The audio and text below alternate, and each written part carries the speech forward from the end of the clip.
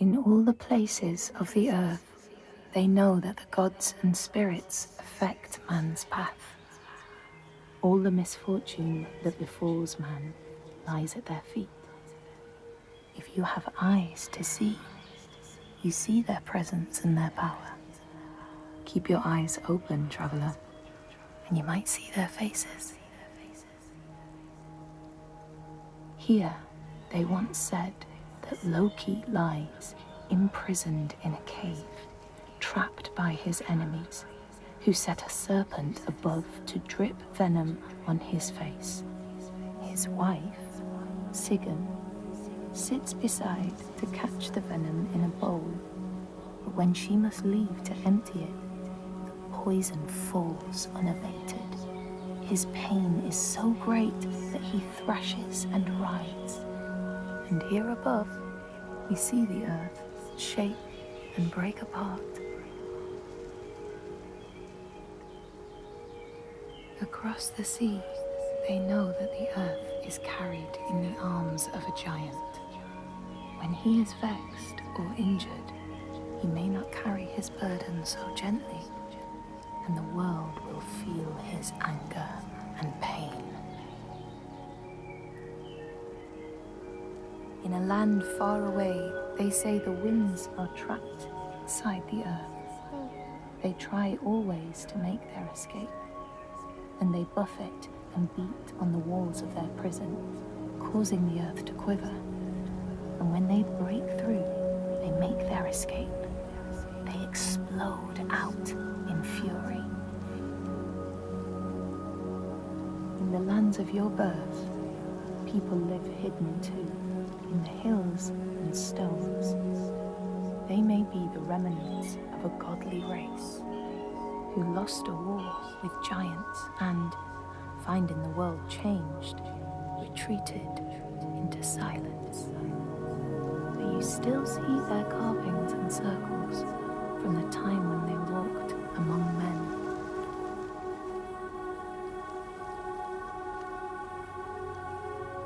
Here, they know that if times are harsh, you may ask of the hidden folk to share their bounty.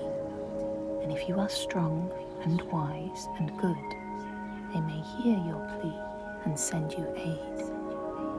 But if you are not, or if you do not respect the strictures they lay down, you might have your strife doubled.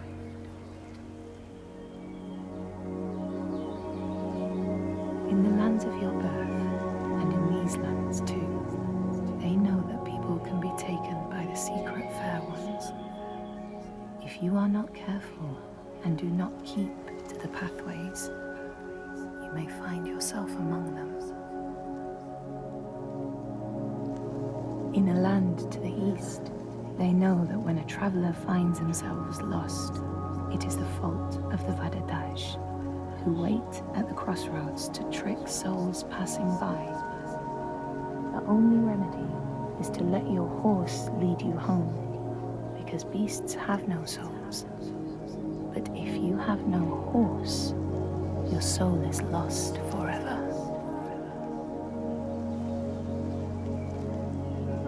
In this place, they know that sometimes the hidden folk will take their children and leave another in their place.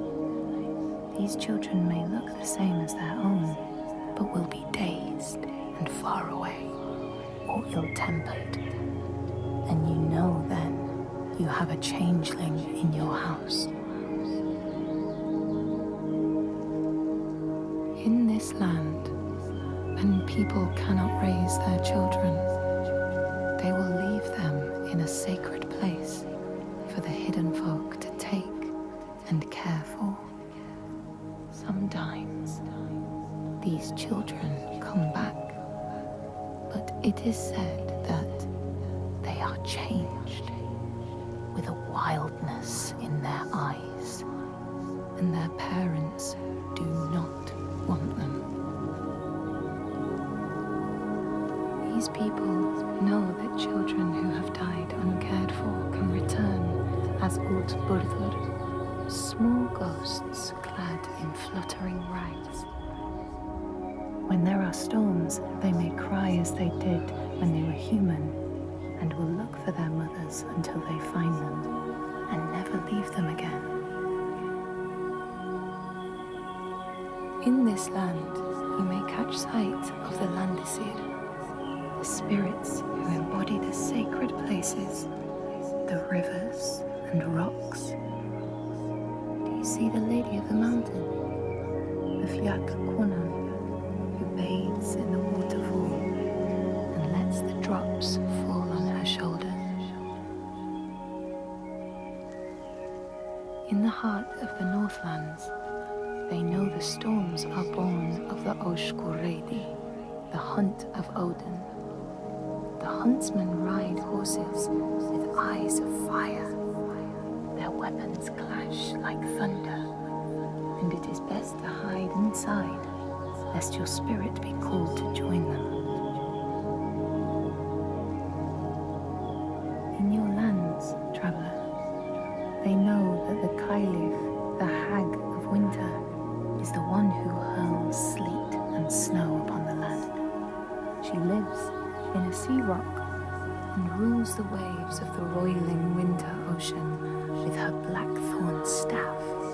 She strikes the ground to destroy the shoots of growing green, so the winter will lie long and low on the land.